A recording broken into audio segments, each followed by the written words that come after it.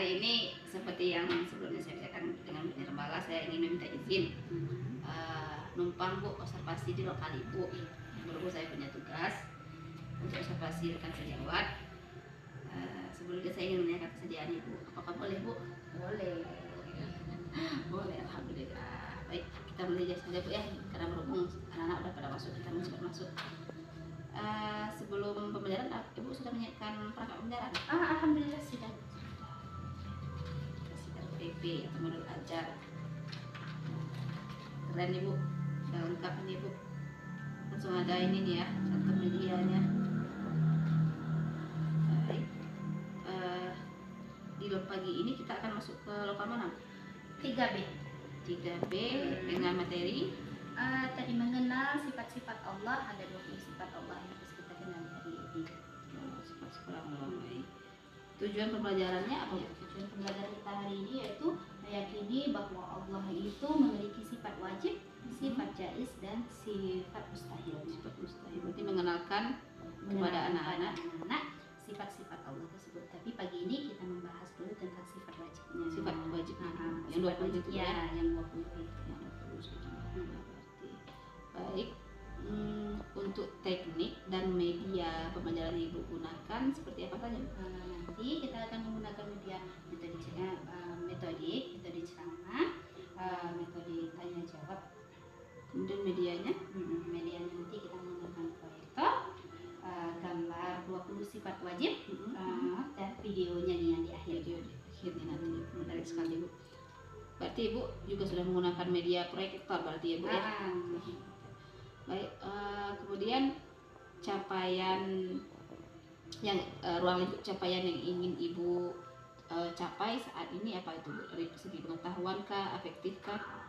Ya, kita nanti akan menugaskan atau penugasan membebaskan anak-anak memilih cara apa saja untuk membuat poster 20 sifat wajib nanti untuk dipajang di kelas. Itu dari kelas berarti itu dari tujuan itu ada apa? Dari penugasan tadi itu dan dari pembelajaran yang Ibu sampaikan tadi itu capaian pembelajaran atau pengetahuan apa yang ingin ditingkatkan untuk anak-anak tadi? Itu kita meningkatkan pengetahuannya, Kognitif, afektif sikapnya, kemudian psikomotoriknya ya. Motoriknya tadi yaitu kita membebaskan anak-anak untuk membuat satu poster nama-nama sifat Allah tadi. Dan dari efektifnya mereka menjadi cinta kepada Allah ya, mengenal siapa Tuhan, mengenal siapa Tuhan kita, bagaimana sifat-sifat yang harus kita. Oke. Saya rasa cukup sekian kalau untuk observasinya ini Bu. Mungkin nanti kita bisa langsung action di lokal Bu ya. Kita langsung ke kelas ya. Terima kasih Bu. Iya, sama-sama. Yes. Nah, assalamualaikum warahmatullahi wabarakatuh. Waalaikumsalam warahmatullahi wabarakatuh. Selamat pagi anak ibu. Pagi. Semangat ya pagi ini ya.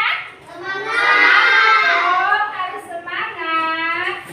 Gimana tepuk semangatnya? Ayo kita mulai tepuk semangat.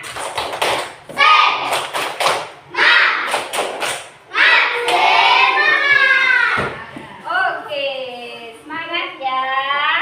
Berarti kita hari ini masuk ke bab 2, mempelajari tentang ayo mengenal Tuhan kita. Ada lihat di situ? Ayo mengenal Tuhan kita. Siapa Tuhan kita, Nak? Allah. Oh, pintar. Siapa Nabi kita? Muhammad sallallahu alaihi wasallam. Oke, pintar. Ayo kita masuk ke bab 2 yaitu ayo mengenal Tuhan kita. Di situ ada tujuan pembelajarannya yaitu 1. Meyakini bahwa Allah Subhanahu wa taala memiliki sifat wajib. Apa? Sifat wajib, sifat jaiz dan mustahil serta asmaul husna dengan benar. Kita mempelajari itu. Jadi hari ini kita belajar tentang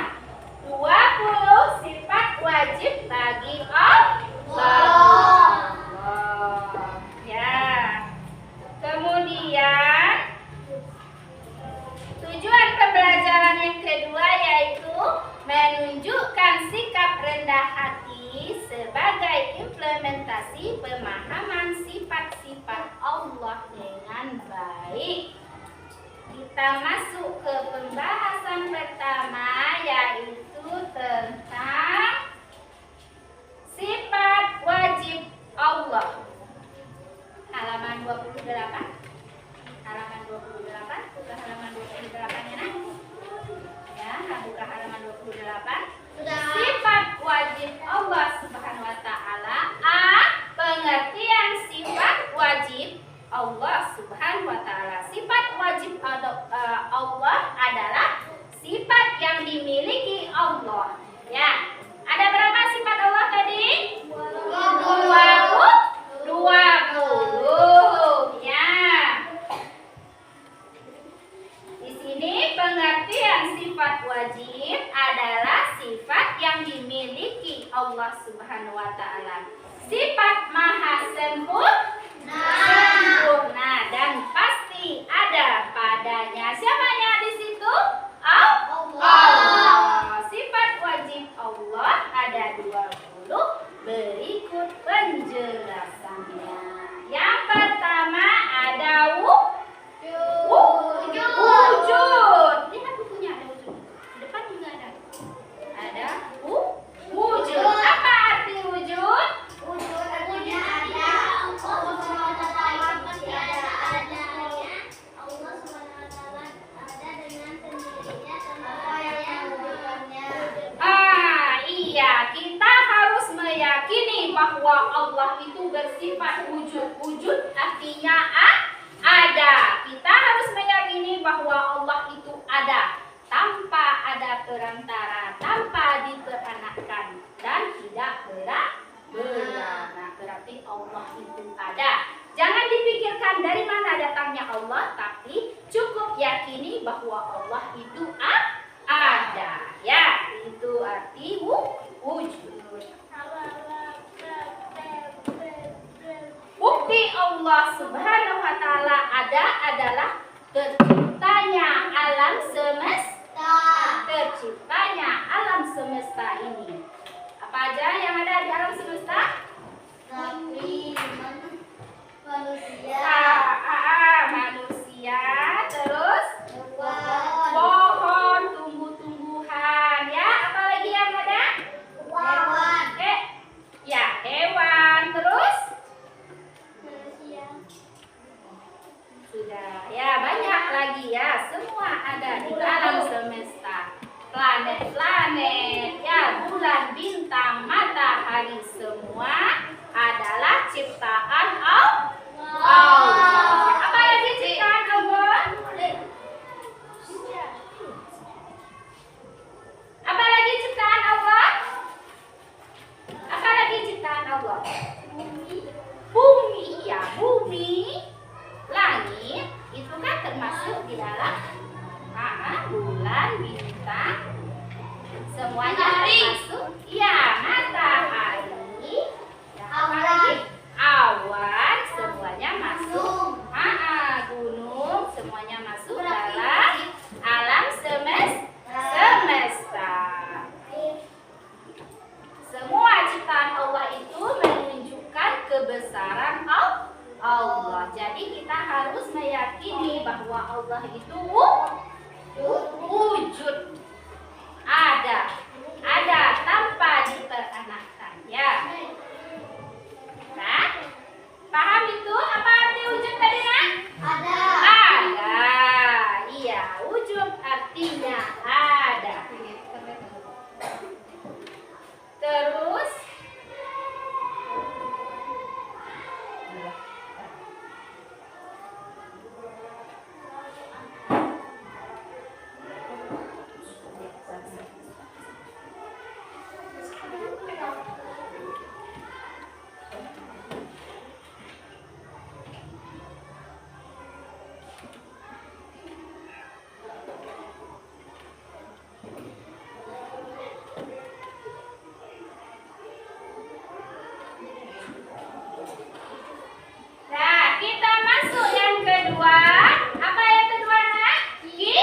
Kidam.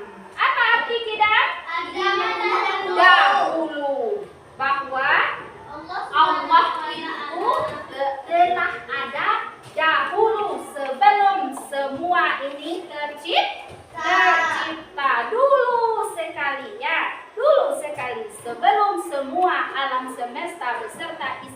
tercipta.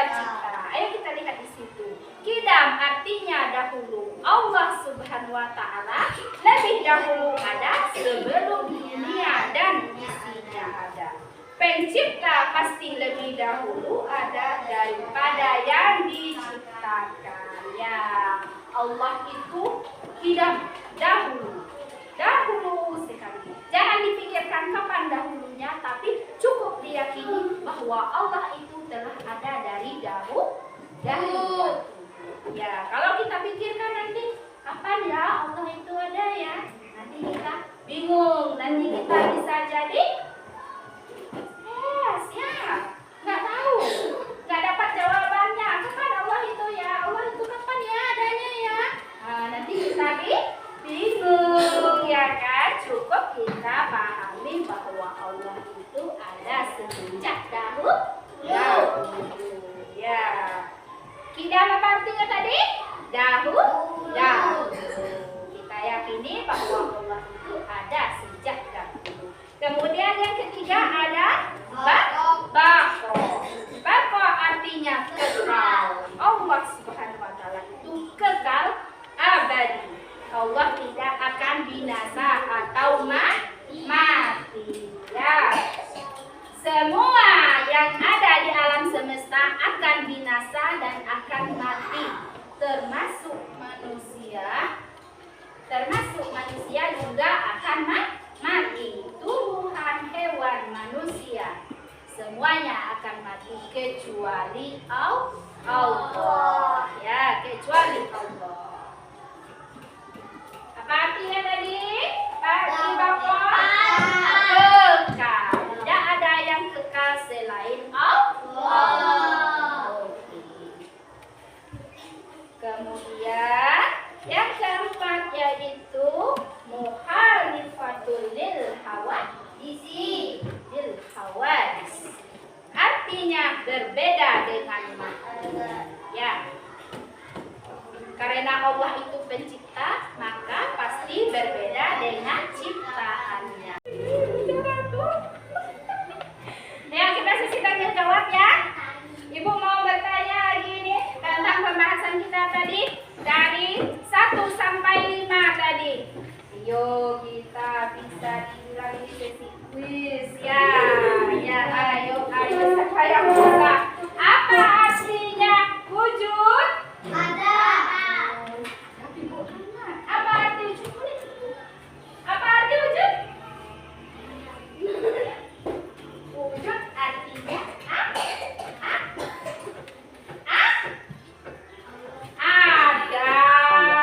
Oke. Terus ibu tanya lagi, apa arti kidam? Dahulu. Allah tercipta lebih dahulu dari kita, dari semua makhluknya. Gus. Apa arti bako?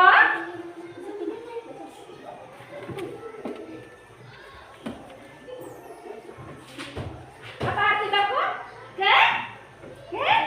Kekal.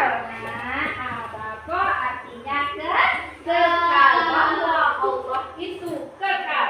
Allah tidak akan mati. Hanya makhluknya yang mati. Allah tidak akan mati.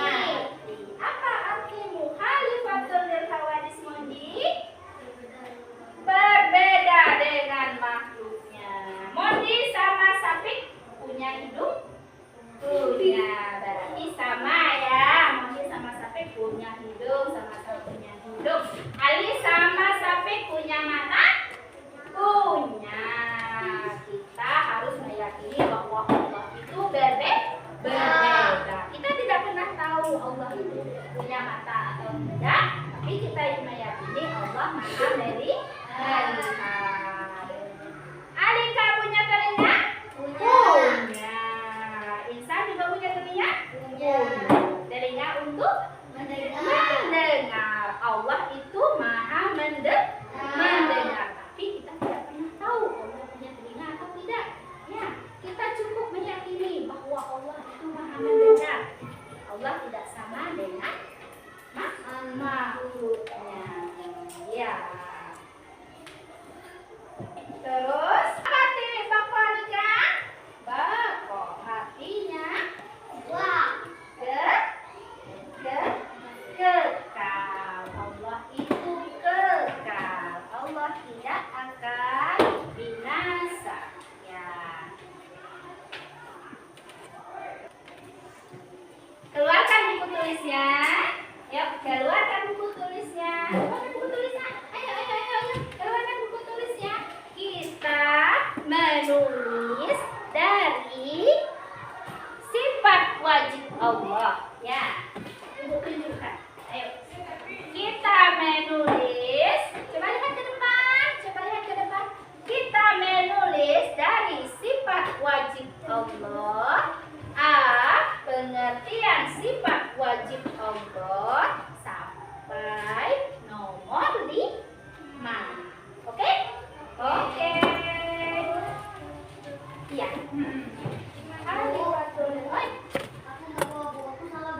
Kamu salah bawa buku.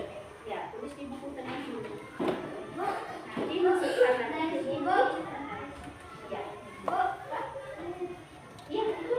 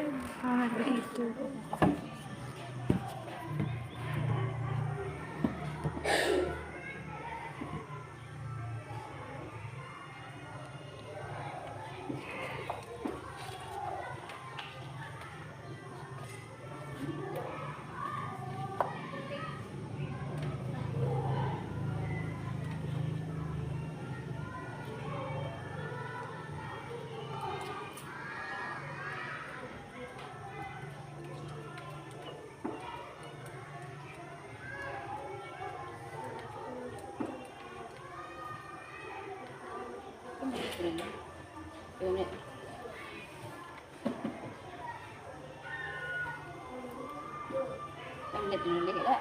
Omelet banyak malah kau. Omelet balik.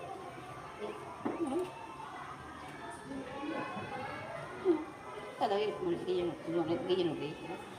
Saya omelet malah kau. Balik ni. Pergi tugas akhir aja nak. Soalnya mana ya? Serah awak ya. 20 sifat anggo.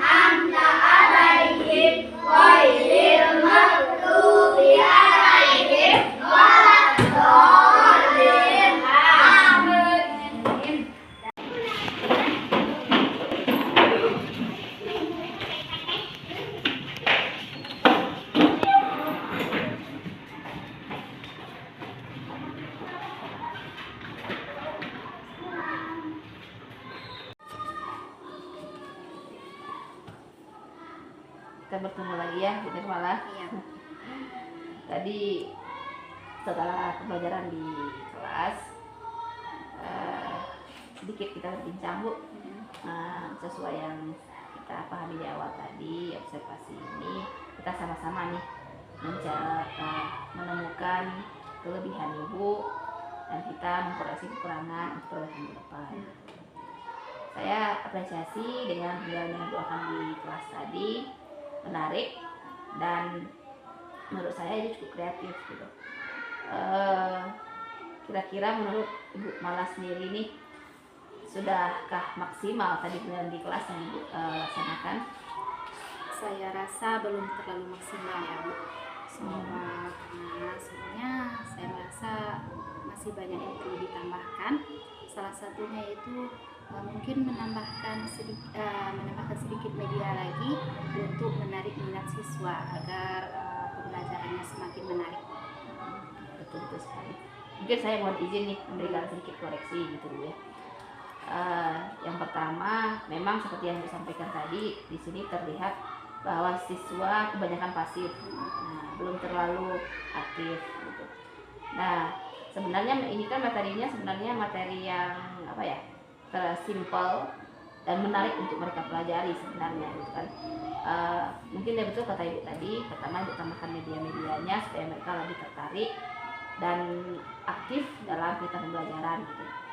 Nah, dalam kurikulum Merdeka ini kan juga digalakkan bahwa siswa ini dalam P5 itu mereka kreatif, mandiri dan kolaboratif. Nah, di sini terlihat kolaboratifnya belum begitu terbangun di dalam proses pembelajaran tadi itu, yang saat nyanyian belum begitu semuanya ikut gitu. Nah, kreatifnya pun juga mereka belum terlalu terdorong gitu. Dan di sini kita juga sebenarnya harus mewujudkan pembinaan murid, Bu. Nah, tadi mungkin Ibu Nirmala atau lupa kita guru gini yang saat awal mulai pembelajaran sebisa mungkin dipimpinlah oleh siswa. Nah, di sini kan kita bisa mungkin bergiliran lah memberikan mereka, mungkin minggu ini si A, minggu depan si B, biar mereka bisa merasakan jadi seorang pemimpin bagaimana. Terus kalau untuk materi yang disampaikan overall semuanya bagus gitu. Hanya saja sedikit tambahan mungkin dari saya, ada yang namanya diferensiasi konten dan produk. Nah, konten itu ya seperti media yang Ibu laksanakan tadi itu banyak nih, bisa ditukar-tukar, ada gambar, ada video. Terus juga ada yang terakhir itu diferensiasi produk. Produk itu berupa tugas. Nah, mungkin juga ataukah tadi kita miss, lupa, atau jadi saran sedikit dari saya, diferensiasi produknya itu mungkin di akhir pembelajaran atau di saat membuat tugas, Ibu Nirmala mungkin bisa mencoba memberikan mereka kebebasan. Nah, yang biasanya mungkin kita latihan nih, latihannya isi nak jawaban pertanyaan ini atau ganda seperti itu kan. Catat buku. Kalau sekarang itu kita bisa membebaskan mereka, biarkan mereka membuat tugasnya sesuai dengan minat dan bakat mereka. Nah, sebagai contoh mungkin di sini materinya Asmaul Husna tuh kan Bu ya. Mungkin bisa memberikan tugas. Nah, silakan kalian buat tugas di rumah Asmaul Husna. Kalian membuat dalam pohon Asmaul Husna kah, poster kah, atau mungkin itu bisa menjadi karya mereka juga nanti itu Bu, mendorong mereka kreatif kan. Nah, bisa dipajang di kelas. Mana yang bagus kan bisa dipajang di kelas. Nah, kalau sudah ada kita berikan tugas sesuai dengan minat dan bakat mereka, otomatis mereka akan berkarya dengan kreatif dan juga akan berlomba-lomba itu Bu, membuat yang terbaik gitu. Mungkin itu sedikit koreksi dari saya. Apakah ada rasanya yang ingin Bu Nirmala bagikan lagi gitu? Sudah ya, cukup ya. Nah, kalau untuk RPP-nya sendiri tadi saya lihat semuanya sudah sesuai, dan juga pelaksanaan di lokal ya hanya tinggal ya tentang pembagian tugasnya tadi, dan juga bagaimana cara mendorong anak itu lebih kreatif dan aktif. Saya sepakat dengan Bu Nirmala tadi, kalau seandainya Bu Nirmala ke depannya bisa menggunakan media yang lebih menarik saya yakin anak itu bisa lebih tertarik dan lebih aktif dalam belajar. Sudah cukup kan Bu Nirmala? Terima kasih Bu Nirmala. Terima kasih Bu. Ya.